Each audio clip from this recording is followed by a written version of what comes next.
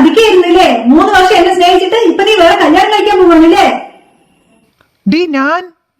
നീ ഒന്നും പറയണ്ട. എന്നെ ചതിച്ച് വേറൊരു കല്യാണം കഴിക്കാൻ തീരുമാനിച്ച നിന്റെ പേരിൽ ഞാൻ കേസ് കൊടുക്കാൻ പോവാണ്. അങ്ങനെയൊക്കെ നീ സുഖമായിട്ട് ജീവിക്കണ്ട. നീ വെറുതെ കാര്യം അറിയാണ്ട് എടുത്തു ചാടി ഒന്നും ചെയ്യാൻ നിൽക്കണ്ട. ഞാൻ നിന്നെ നേരിട്ട് കാണാൻ നിൽക്കുകയായിരുന്നു. ഇനിയിപ്പോ എന്തായാലും ഫോണിൽ കൂടെ തന്നെ പറയാ. നീ എന്റെ മനസ്സ് മാറ്റാൻ നോക്കൊന്നും വേണ്ട. ഞാൻ നിന്നെ മാത്രം തന്നെ സ്നേഹിക്കണുള്ളൂ. പിന്നെ കല്യാണം അത് വെറും ഒരു നാടകമുണ്ട്. നാടകോ? ഓ പിന്നെ, ഞാൻ അത്രയ്ക്ക് പൊട്ടിയൊന്നുമല്ല. ഞാൻ നിന്നെ കല്യാണം കഴിച്ചാലേ നമ്മൾ എങ്ങനെ ജീവിക്കും? നമ്മുടെ അടുത്ത് പൈസ ഉണ്ടാ? നിന്റെ വീട്ടിലും ഇല്ല, എന്റെ വീട്ടിലും ഇല്ല. പിന്നെ എങ്ങനെ ജീവിക്കാനാണ്? ഇപ്പൊ ഞാൻ കല്യാണം കഴിക്കാൻ പോണ പെണ്ണുണ്ടല്ലോ, അവളെ കോടീശ്വരിയാണ്, കോടീശ്വരി. അവൾക്കാണെങ്കിലോ ഉമ്മയും വാപ്പയും മരിക്കുകയും ചെയ്തു. അവളാണെങ്കിലോ ഏക മകളും. മനസ്സിലാവണ്ട? ഒരു പെണ്ണ് ഒറ്റയ്ക്ക് എത്ര ജീവിക്കും? ആ സ്വത്തുക്കളൊക്കെ നോക്കി നടത്താനും ആ കമ്പനിയൊക്കെ നോക്കി നടത്താനും വേണ്ടിയിട്ടാണ് അവളിപ്പോ കല്യാണം കഴിക്കുന്നത്. എന്റെ മാമ കൊണ്ടുവന്നാണ് ഈ ആലോചന. ആദ്യം എനിക്ക് ഇഷ്ടമൊന്നും ഉണ്ടായിരുന്നില്ല. പിന്നീട് ഞാൻ ആലോചിച്ചു, കല്യാണം കഴിഞ്ഞാലേ സ്വത്തുക്കളൊക്കെ ആരുടെയാണ്? എന്റെ. പിന്നെ അവളെ അങ്ങോട്ട് നൈസായിട്ട് അങ്ങോട്ട് കൊല്ലണം. പിന്നെ ആ സ്വത്തുക്കളൊക്കെ ആർക്കാണ്? നിനക്കും എനിക്കും. മനസ്സിലാവണ്ട? ഇനി നമുക്ക് കല്യാണം കഴിച്ചിട്ട് സുഖമായിട്ട് ജീവിച്ചാ പോരെ? ഇനി നീ പറ, ഞാൻ ഈ അടുത്ത തീരുമാനമേ തെറ്റാ ശരിയോന്ന്? ഇതൊക്കെ സത്യാണ് അതോ എന്നെ പറ്റിക്കാനാ? നിന്നെ പറ്റിക്കാനാ? നീ എന്റെ മുത്തല്ലേ. നീ ഇല്ലാത്ത ഒരു ജീവിതേ ഞാൻ ആലോചിച്ചിട്ട് തന്നെ ഇല്ല. ഇതൊക്കെ നേരിട്ട് സംസാരിക്കാന്ന് പറഞ്ഞിട്ട് ഞാൻ അങ്ങോട്ട് വരാൻ നിന്നതായിരുന്നു. ശരി, എന്നാ പിന്നെ നീ കല്യാണം കഴിക്ക്. പക്ഷെ പെട്ടെന്ന് തന്നെ അവളിനെ ഇല്ലാണ്ടാക്കണം. അതല്ല, അവളിനെ കല്യാണം കഴിച്ചിട്ട് അവളുടെ കൂടെ സുഖമായിട്ട് ജീവിക്കാനാണ് നിന്റെ ഭാവമെങ്കിലുണ്ടല്ലോ. ശരി.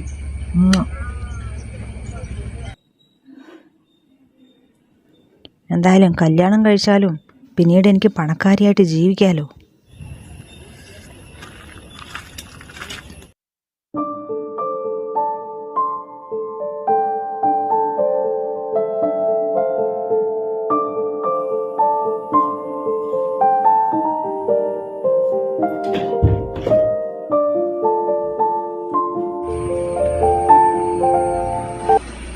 വാ ഇരിക്കി.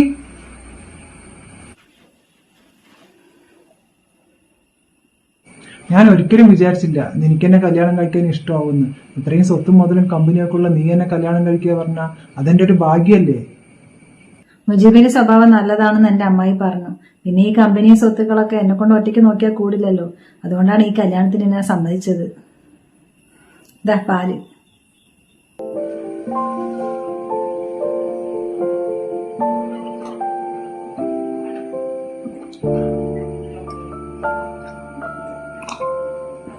നീ കുടിക്ക്.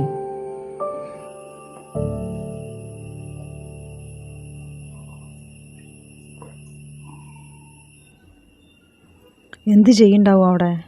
ഒന്ന് വിളിച്ചു നോക്കിയാലോ?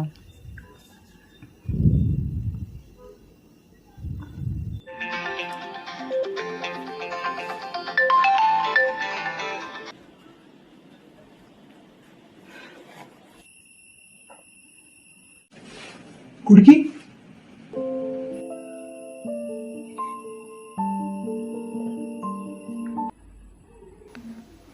ഫോണ് സ്വിച്ച് ഓഫ് ചെയ്താ. എന്നെ പറ്റിക്കായിരിക്കും അവൻ. ഒന്നും കൂടെ വിളിച്ചു നോക്കാം.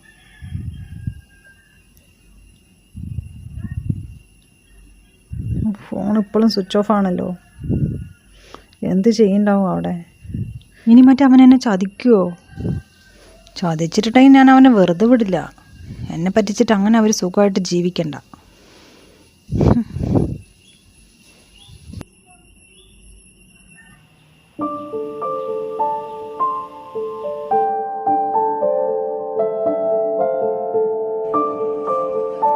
എന്തൊരു ഉറക്കമാണ്.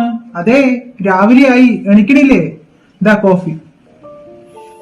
അയ്യോ, കോഫി ഉണ്ടാക്കിയോ? ഇതൊക്കെ ഞാനല്ലേ ചെയ്യേണ്ടത്? അതിനെന്താണ്, ഞാനിനി മുതൽ നിന്നെ നോക്കണ്ടേ. നീ പേടിക്കണ്ട, അത്യാവശ്യം അടുക്കളപ്പണിയൊക്കെ എനിക്കറിയാം. അയ്യോ, അതൊന്നും വേണ്ട, ഞാൻ തന്നെ ചെയ്തോളാം. അതെ, ഭക്ഷണമൊക്കെ ഉണ്ടാക്കിയിട്ട് ബുദ്ധിമുട്ടണ്ട. നമുക്കിന്ന് പുറത്തുനിന്ന് കഴിക്കാം ഉച്ചക്കഴിക്ക്. ഭാഗ്യം, എനിക്കൊരു നല്ലൊരു ഭർത്താവിനെ തന്നെയാണ് കിട്ടിയത്. ഇനി കമ്പനിയും കാര്യങ്ങളൊക്കെ ഇക്കാനെ ഏൽപ്പിക്കണം. ഇക്ക നോക്കി നടത്തുമല്ലോ.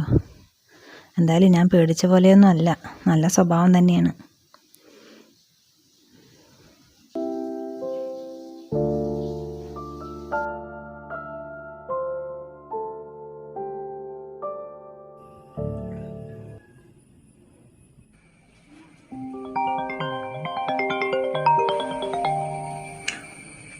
ഹലോ, എന്താണ്?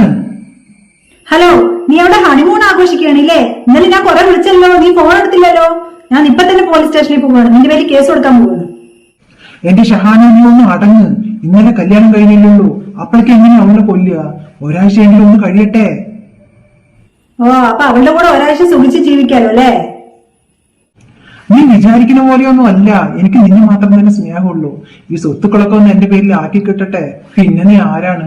കോടീശ്വരി.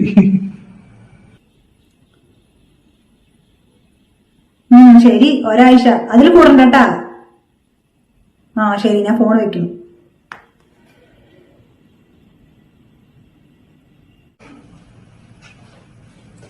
ഒരാഴ്ച കൊണ്ട് എങ്ങനെയാ കൊല്ലുക?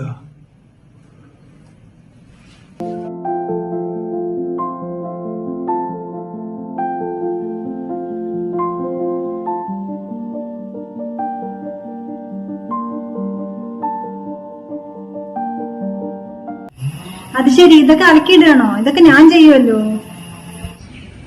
അതെന്താ? ഇതൊന്നും എനിക്ക് ചെയ്യാൻ പാടില്ലേ? എന്റെ ഭാര്യ കഷ്ടപ്പെടുന്നതേ എനിക്കിഷ്ടമല്ല. ഇനി മുതലേ ഞാനാണ് നിന്റെ കാര്യങ്ങളെല്ലാം നോക്കുന്നത്.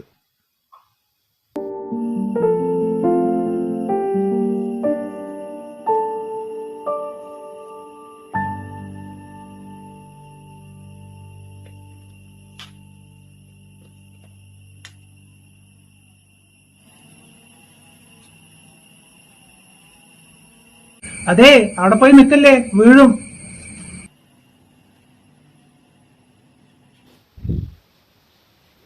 വെള്ളത്തിന്റെ മേലെന്ന് തള്ളി വിട്ടാലോ? ആരും അറിയില്ല. കാല് തെറ്റി വീണതാണെന്ന് വിചാരിച്ചോളും.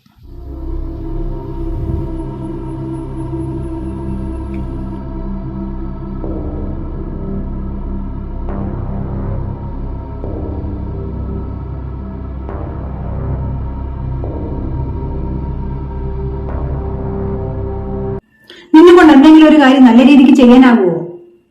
ഞാൻ വിചാരിച്ചത് അവൾ മേലെന്ന് താഴെ വീണ് കഴിഞ്ഞാൽ മരിക്കുന്നായിരുന്നു. അതാണ് രണ്ടാം നിലന്റെ മേലെന്ന് തള്ളിവിട്ടത്. അവളിപ്പോ ഇങ്ങനെ കിടപ്പിലാവുമെന്ന് ഞാൻ വിചാരിച്ച. കണ്ണിന് കുറച്ച് കുഴപ്പമുണ്ട്, പിന്നെ കാലിനൊരു പൊട്ടലും, അത്ര തന്നെ ഉള്ളൂ. നീയാണ് ഉന്തി വിട്ടതെന്ന് അവൾക്കറിയോ? ഇല്ല, അവളുടെ ബോധം പോയിരിക്കുകയായിരുന്നു.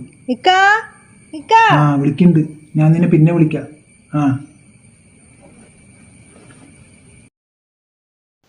ഛേ, എല്ലാ കാര്യങ്ങളും വിചാരിച്ച പോലെ നടക്കില്ലേ നീ? നോക്കാം. റൂബി വിളിച്ചാ? എന്തെങ്കിലും വേണോ? ഇക്ക, ഇന്ന് ഡോക്ടർ വരില്ലേ? എന്റെ കണ്ണഴിക്കില്ലേ? നമ്മൾ എപ്പോഴാ ഇവിടുന്ന് ഡിസ്ചാർജ് ആവുക? ഇന്ന് വരും. വന്നല്ലോ ഡോക്ടർ. എങ്ങനെയുണ്ട് ഇപ്പോ? കുഴപ്പമൊന്നുമില്ലല്ലോ. എന്തായാലും റെസ്റ്റ് വേണം. ഡോക്ടർ വന്നാ? ഡോക്ടർ, എന്റെ ഈ കണ്ണൊന്ന് അഴിച്ചു തരുമോ? അഴിക്കാം. പക്ഷേ എന്താണ് പക്ഷേ? ഡോക്ടർ പറ ഡോക്ടർ, എന്താണ് എനിക്ക് പറ്റിയത്? വീണ സമയത്തേ കണ്ണിൽ കുറച്ച് കുപ്പിച്ചിരി കയറി. അതിന്റെ സർജറി ഒക്കെ കഴിഞ്ഞിട്ടുണ്ട്. പക്ഷെ ഐഷു നോക്കിയാലേ പറയാൻ പറ്റുള്ളൂ കണ്ണിന് കാഴ്ചയുണ്ടോ എന്നുള്ളത്. ചിലപ്പോൾ കാഴ്ച നഷ്ടപ്പെടും.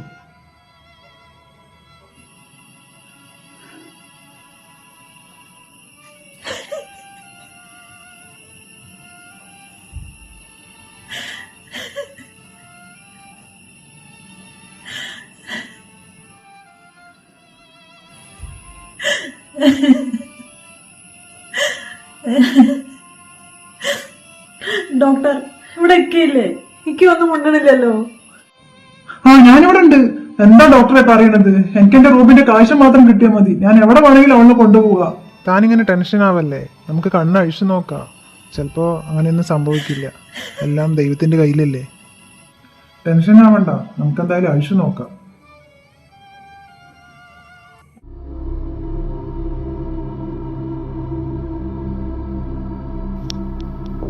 മറ്റു കാണുമോ? കാണാണ്ടിരുന്നാ മതിയായിരുന്നു.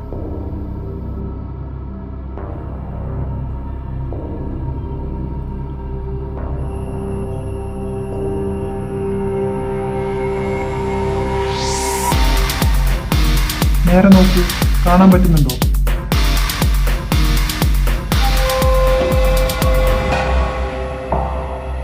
എനിക്ക് കാണുന്നുണ്ടല്ലോ. ഇക്കാൻ്റെ മുഖത്ത് എന്താ എങ്ങനെ സന്തോഷം?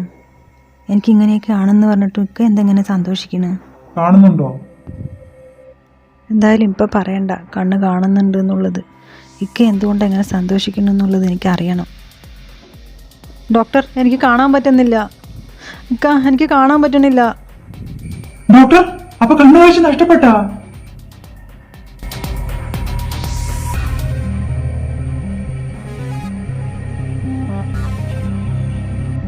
എനിക്ക് കണ്ണ് കാണുന്നില്ല എന്ന് പറഞ്ഞിട്ട് ഇക്കാൻ്റെ മുഖത്ത് നല്ല സന്തോഷമാണല്ലോ.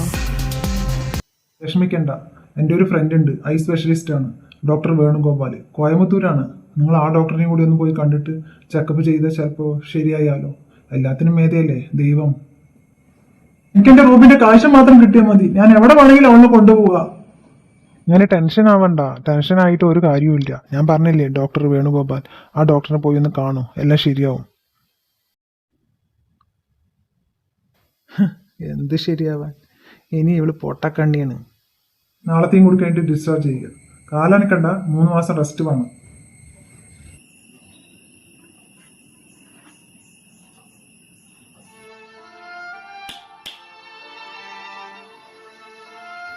അവളുടെ നോട്ടം കണ്ടില്ലേ, പൊട്ടക്കണ്ണി. ഇക്കെന്താ ഇങ്ങനെ ഒരു മാറ്റം?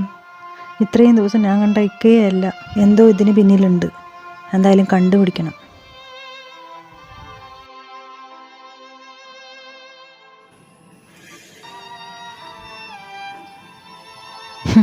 എന്തൊരു സന്തോഷമാണ്.